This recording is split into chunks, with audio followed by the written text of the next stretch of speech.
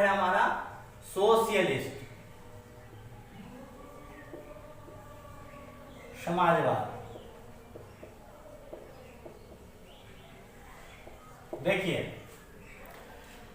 जैसा मैंने अभी कुछ देर पहले कहा था, सोशलिस्ट टर्म हमारे प्रीएम्बल में 1976 के 1976 के कॉन्स्टिट्यूशनल अमेंडमेंट एक्ट, ठीक है, संवैधानिक संशोधन अधिनियम के तहत 1942 मतलब 42nd, ठीक है, 42nd कॉन्स्टिट्यूशनल अमेंडमेंट एक्ट 1976 में सोशलिस्ट टर्म प्रीएम्बल में लाया गया, ठीक है। लेकिन कॉन्स्टिट्यूशन में ये पहले से मौजूद था, ठीक है। देखिए, DPSP, directive principle of state policy, राज्य के दिशा निर्देशक तत्व के रूप में सोशलिस्ट हमारे संविधान में बहुत पहले से था, ठीक है। कौन कौन से आर्टिकल? Article 38, 39, 41, 42, 43 and 47।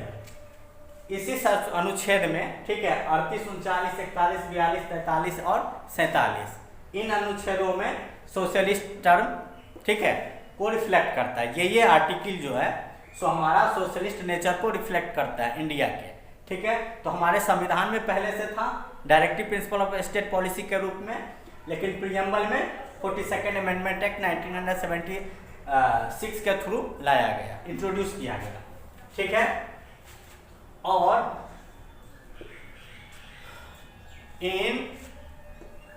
देखिए, और 1955 में, इन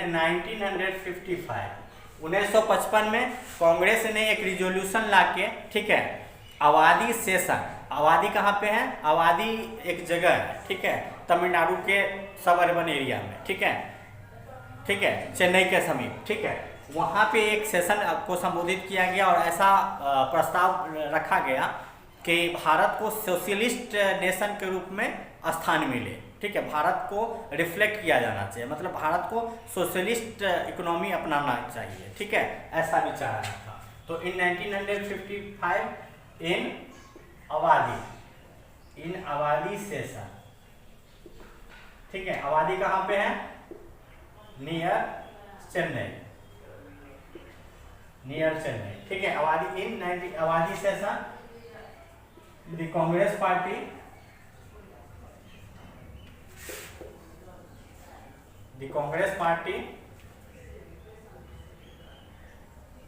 brought a resolution to adopt socialism pattern of Indian society, socialist pattern in Indian society, ठीक है। ये ऑब्जेक्टिव के लिए ठीक है, ऑब्जेक्टिव टाइप क्वेश्चन के लिए कि आबादी सेशन में 1955 में कांग्रेस ने ये घोषणा किया था कि सोशलिस्ट पैटर्न इंडियन सोसाइटी में लाना चाहिए, ठीक है। अब देखते हैं, देखिए, रहने देते हैं।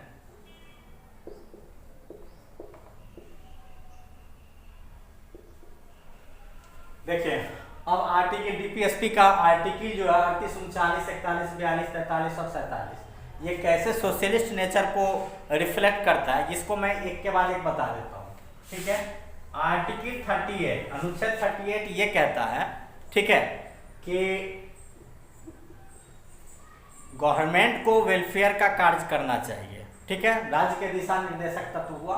तो ये कहता है, आर्टिकल अनुच्छेद 38 ये कहता है कि राज्य को एक वेलफेयर स्टेट होना चाहिए, ठीक है, और इस कार्य को पूरा करने के लिए समाज में सोशल, इकोनॉमिक और पॉलिटिकल जस्टिस को प्रदान किया जाना चाहिए, ठीक है, समान रूप से, ताकि समाज में समानता आ सके और असमानताएं कम हो सके, ठीक है।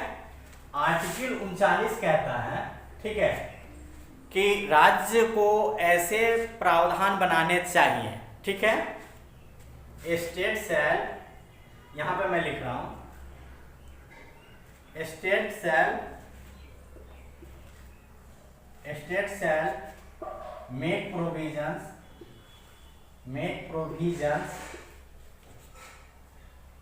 state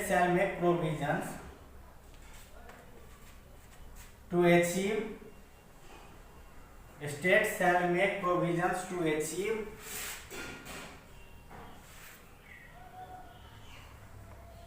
number A, adequate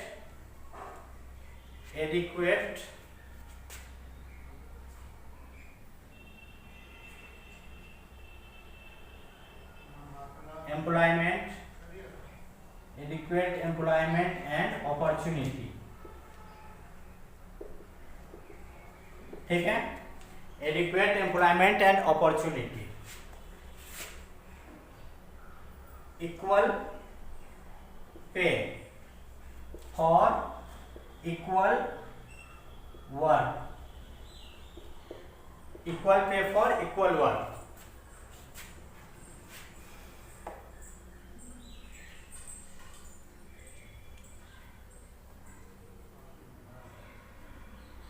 ownership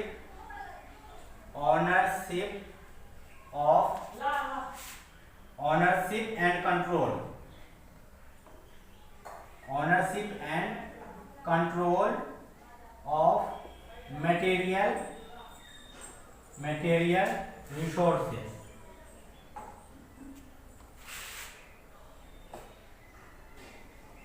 to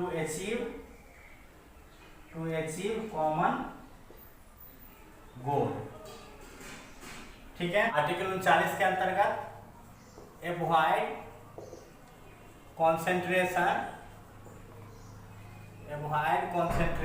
of wealth in few hands. देखिए आर्टिकल 39 हमारा ये कहता है कि ये स्टेट का रिस्पॉन्सिबिलिटी है, ये स्टेट की जिम्मेदारी है, ठीक है, कि लोगों को रोजगार और अवसर मुहैया कराए, ठीक है, और क्या है, equal pay for equal work, ठीक है। अगर कोई काम पुरुष करता है, ठीक है, तो उसका जो वेतन है, ठीक है, वही वेतन उस महिला को भी मिलना चाहिए जो वह उसी काम को करता है, ठीक है। मतलब equal pay for equal work, समान काम के लिए समान वेतन। जो कार्य पुरुष कर रहे हैं और उनको जितना वेतन मिलता है उसी कार्य को अगर कोई महिला करती है तो उसको भी उतना ही वेतन मिलना चाहिए, ठीक है। अब क्या, ownership and control of material resources to achieve common goal, ठीक है। मतलब सरकार को, ठीक है, नियंत्रण होना चाहिए, ठीक है। भौतिक संसाधन जितने भी हैं हमारे राष्ट्र में, ठीक है, उन भौतिक संसाधनों पे सरकार का नियंत्रण होना चाहिए ताकि लोगों का विकास हो सके एक समान, ठीक है। और उसके अलावा avoid concentration of wealth in few hands, ठीक है। कुछ लोगों के हाथ में अत्यधिक पूंजी है, ठीक है, तो वो नहीं होना चाहिए, ठीक है। पूंजी का वितरण समान रूप से समाज में हो, उसके लिए प्रयास करना चाहिए। इस दिशा के लिए संविधान के निर्माण का लक्ष्य ये है कि इकोनॉमिक जस्टिस सबों को मिल सके समाज में, ठीक है। और कुछ हाथों में पूंजी का कंसंट्रेशन नहीं होना चाहिए, ठीक है। नेक्स्ट हम लोग देखते हैं नहीं, इसी में देखते हैं।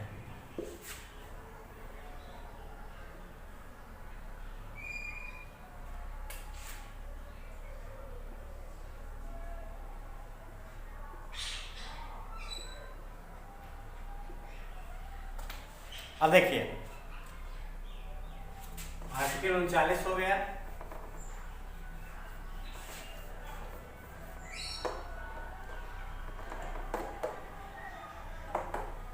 Article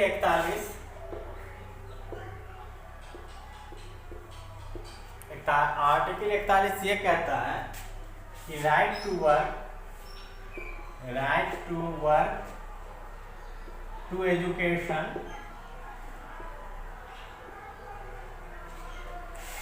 and to public assistance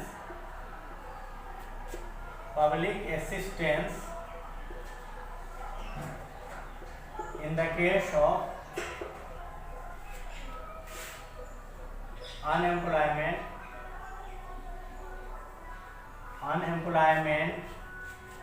sickness,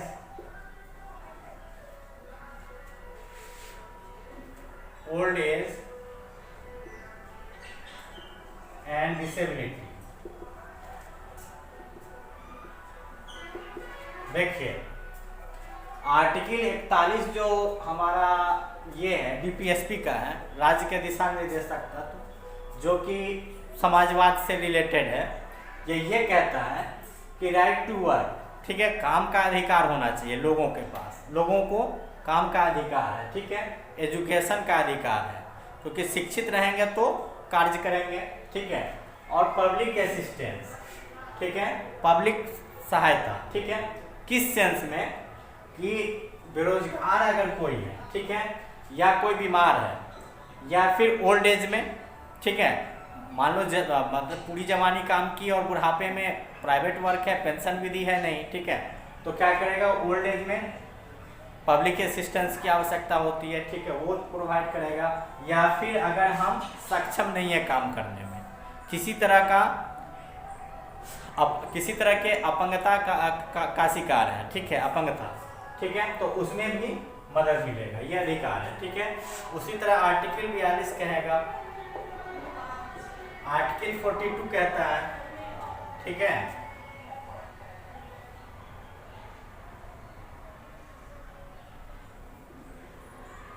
to develop just and human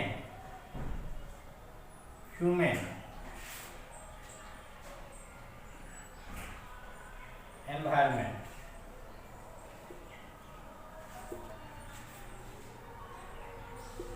at work and for maternity relief।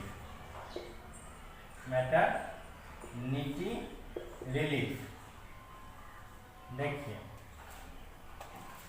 ऐसा एनवायरनमेंट बनाना चाहिए, ठीक है, जो कि फेयर हो, ठीक है, और शांतिपूर्ण हो, मतलब मानवीय गुणों से युक्त हो, ठीक है, अमानवीय नहीं, मानवीय गुणों से युक्त हो, ठीक है, मतलब कंडीशन कहाँ का, वर्क प्लेस का, ठीक है। और मैटरनिटी रिलीफ, अगर कोई प्रेग्नेंट है, ठीक है, अगर कोई महिला प्रेग्नेंट है, वर्कर है, तो उसको कार्य में कुछ छूट देना चाहिए, कुछ राहत मिलना चाहिए, ठीक है। आर्टिकल 42 ये कहा, ठीक है। Article 43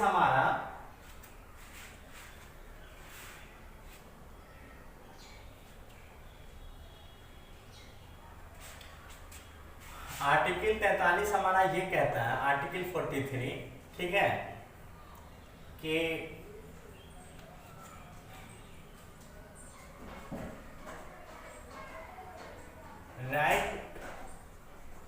right to earn a living and a decent standard of life।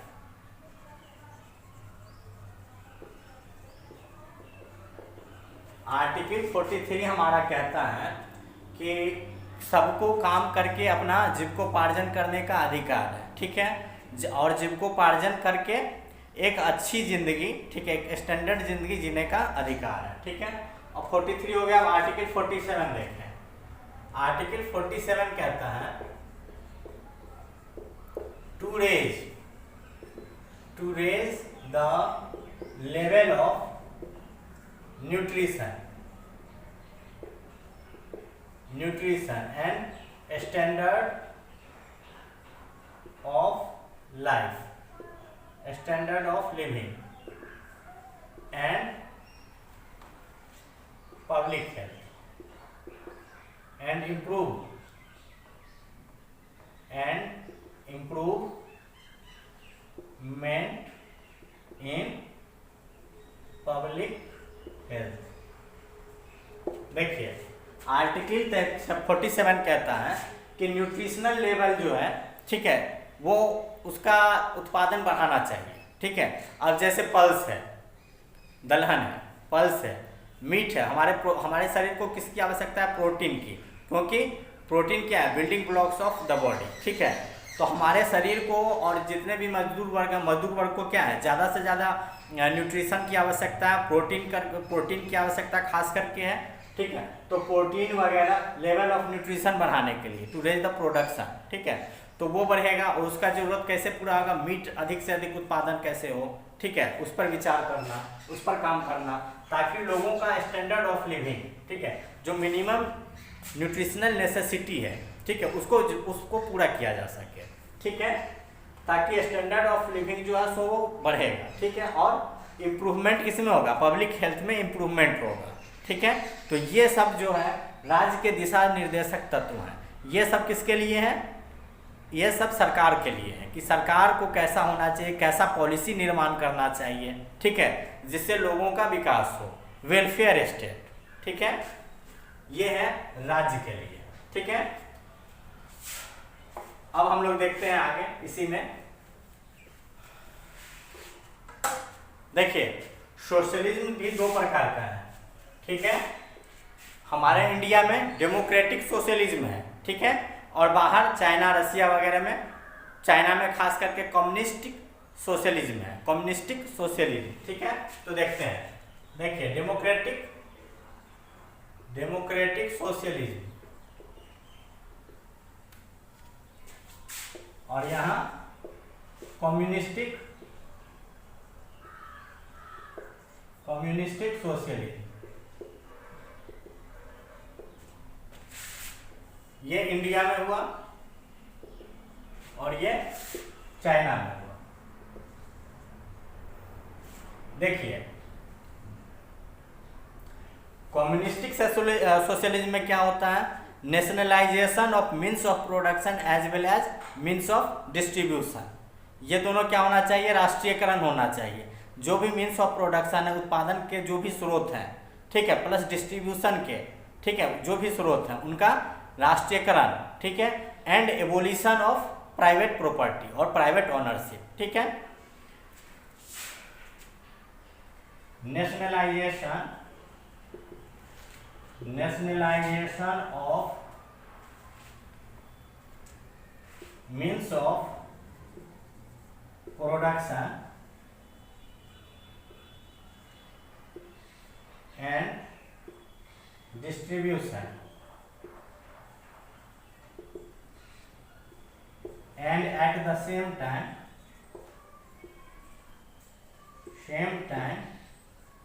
evolution of private ownership,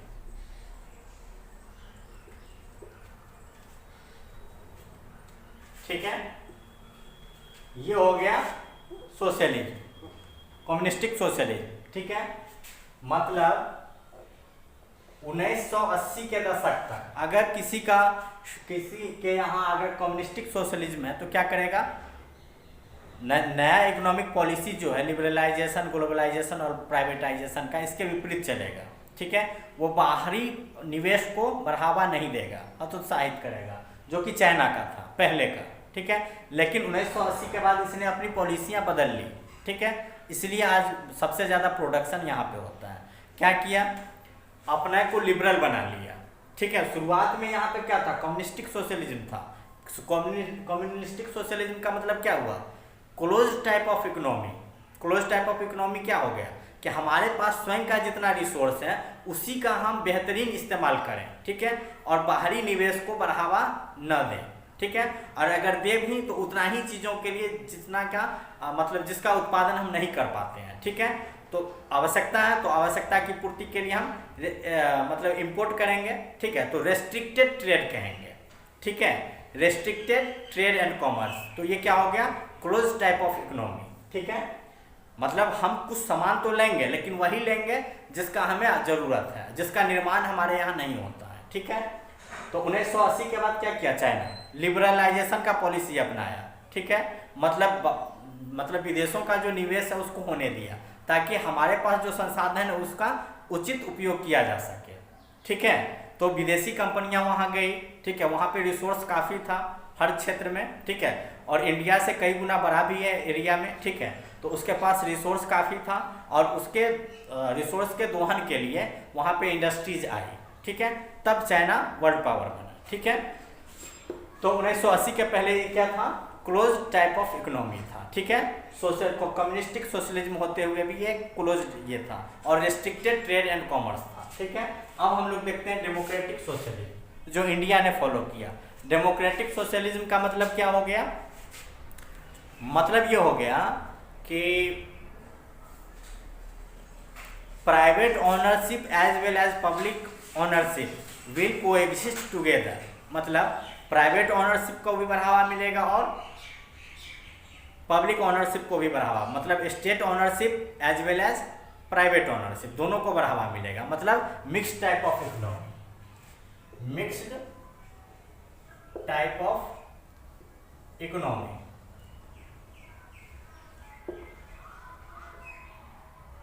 promote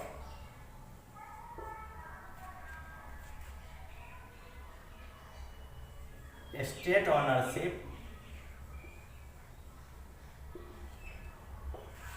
as well as private ownership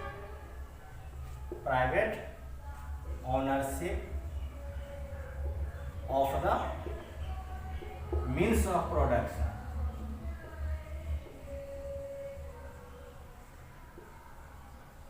as well as distribution।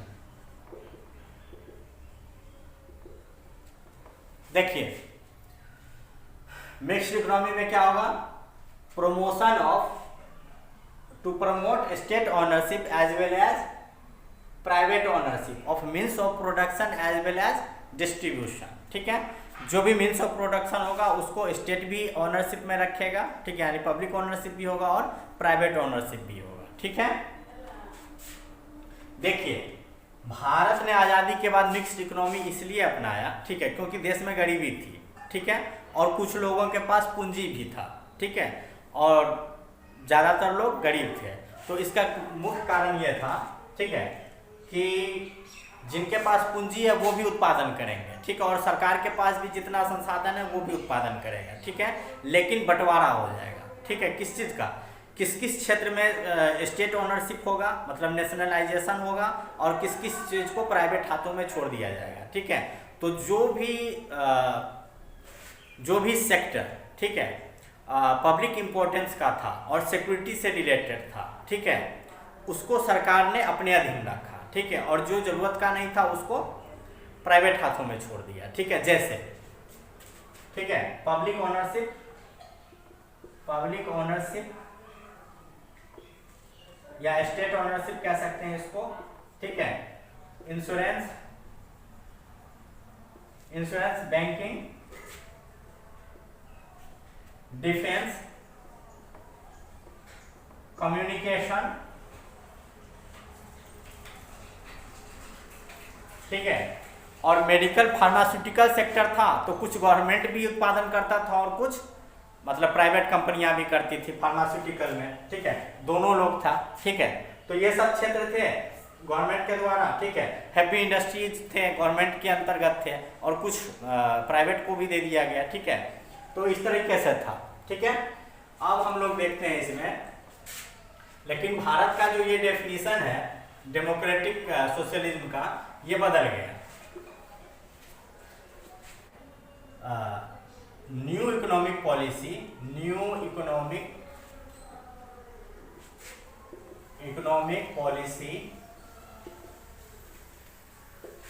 was launched in 1991। 1991 में भारत ने अपना इकोनॉमिक पॉलिसी बदल लिया। ठीक है, और ये क्या हो गया, एलपीजी को लाया गया। एलपीजी का फुल फॉर्म लिबरलाइजेशन,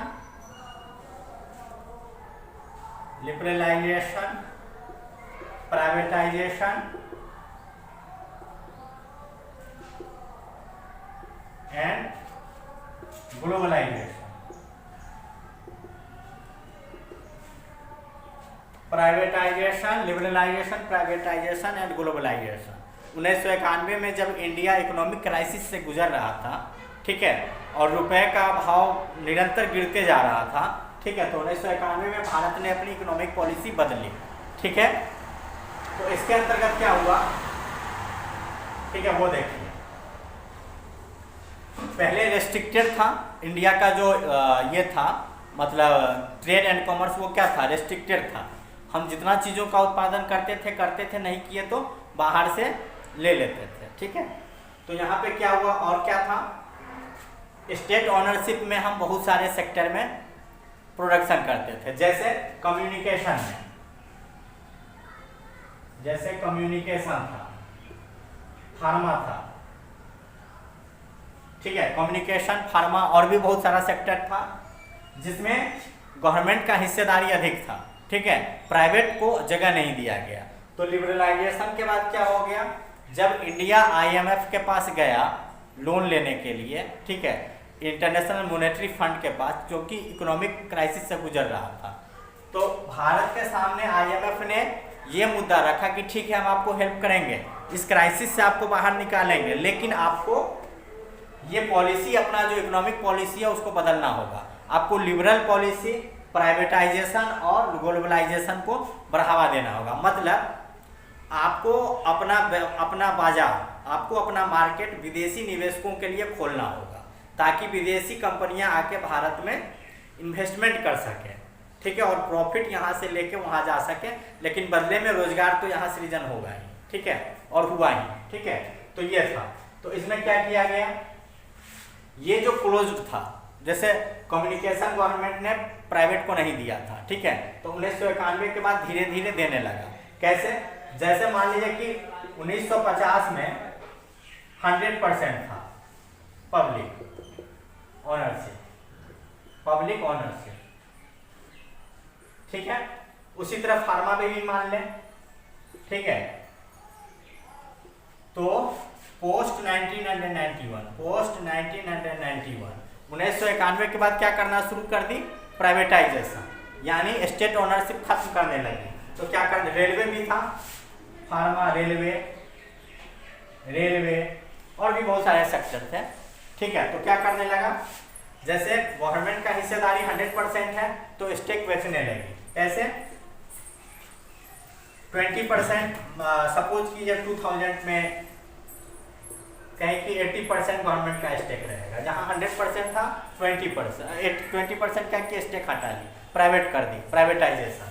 अब क्या हुआ, अब जैसे अगर 51% ओनरशिप है गवर्नमेंट का, तो फर्म क्या होगा, पब्लिक सेक्टर होगा। अगर 49% हो जाए, ठीक है, तो क्या हो जाएगा, प्राइवेट हो जाएगा 49% में, ठीक है। तो स्टेक बेचना शुरू कर दी, बैंकिंग में भी बेच रही है स्टेक, और क्या कर रही है, प्राइवेटाइजेशन को बढ़ावा दे रही है। तो अचानक न एडॉप्ट करके उसको फेज वाइज तरीके से एडॉप्ट किया जा रहा है सब नीति को, ठीक है, सभी चीज को प्राइवेट करने के लिए। और इन्वेस्टमेंट भी, जैसे इन्वेस्टमेंट के लिए हम लोग सुनते हैं FII, ठीक है, फॉरेन इंस्टीट्यूशनल इन्वेस्टर्स, और दूसरा हो गया FDI, फॉरेन डायरेक्ट इन्वेस्टमेंट, ठीक है। ये दो माध्यम से विदेशी जो है सो निवेश करते हैं इंडिया में, एक फॉरेन इंस्टीट्यूशनल इन्वेस्टर्स और दूसरा फॉरेन डायरेक्ट इन्वेस्टमेंट। तो अब ये दोनों में डिफरेंस क्या है, FII इंस्टीट्यूशनल इन्वेस्टर, जैसे विदेश में इंश्योरेंस कंपनियां हैं, बैंकिंग कंपनियां हैं, या और भी कंपनियां हैं, ठीक है, तो वो एक इंस्टीट्यूशन हुआ, वो अगर इन्वेस्ट करेगा इंडिया में तो वो कहलाएगा इंस्टीट्यूशनल इन्वेस्टर। वहीं पर अगर कोई इंडियन कंपनी है जिसमें डायरेक्ट इन्वेस्टमेंट किया जा सकता है वहाँ के लोगों के द्वारा, तो उसको कहेंगे फॉरेन डायरेक्ट इन्वेस्टमेंट। ये दो रूट हुआ, और इसके साथ साथ ये दो सोर्स हुआ, इन्वेस्टमेंट का सोर्स हुआ, FII और FDI, ठीक है। अब रूट देखने, रूट भी दो होता है, ठीक है। Route of investment. एक हो गया ऑटोमेटिक रूट, ठीक है, और दूसरा हो गया गवर्नमेंट परमिसिबल रूट, ठीक है। ये दो रूट हुआ जिसके थ्रू इन्वेस्टमेंट होगा। अगर गवर्नमेंट ने ऑटोमेटिक कर दिया है रूट तो गवर्नमेंट से इजाज़त लेने का कोई ज़रूरत नहीं, भारतीय सरकार से इजाज़त नहीं लेना पड़ेगा, डायरेक्ट वहाँ से कोई भी फॉरेन मतलब इन्वेस्टर्स इन्वेस्टमेंट कर सकता है। लेकिन अगर गवर्नमेंट परमिसिबल है तो गवर्नमेंट से परमिशन लेना होगा कि कितना इन्वेस्टमेंट कर सकती है कोई विदेशी कंपनियाँ, कितना नहीं, ठीक है। इसमें भी दो ब्रांच हुआ, ठीक है। अब देखिए नए समय में brownfield investment and greenfield investment, ठीक है। ब्राउनफील्ड क्या हो गया? ब्राउनफील्ड वो होता है कि पहले से कोई इंडिया में कंपनी एग्जिस्ट कर रही है, ठीक है, उसी में इन्वेस्टमेंट लाके किया, ठीक है, तो ये हो गया ब्राउनफील्ड इन्वेस्टमेंट।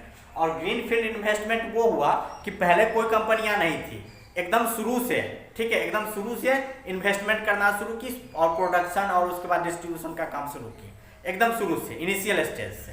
तो इनिशियल स्टेज से हुआ तो ग्रीनफील्ड इन्वेस्टमेंट, और अगर कोई कंपनी एग्जिस्ट कर रही है उसी को और ज़्यादा मॉडिफाइड करने के लिए किया इन्वेस्टमेंट, तो ब्राउनफील्ड इन्वेस्टमेंट, ठीक है।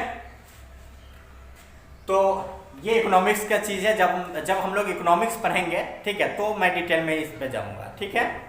बस ये समझ आइए कि फेज वाइज गवर्नमेंट का ये पॉलिसी जो है लिबरलाइजेशन, प्राइवेटाइजेशन और ग्लोबलाइजेशन का, उस तरफ गवर्नमेंट बढ़ रही है।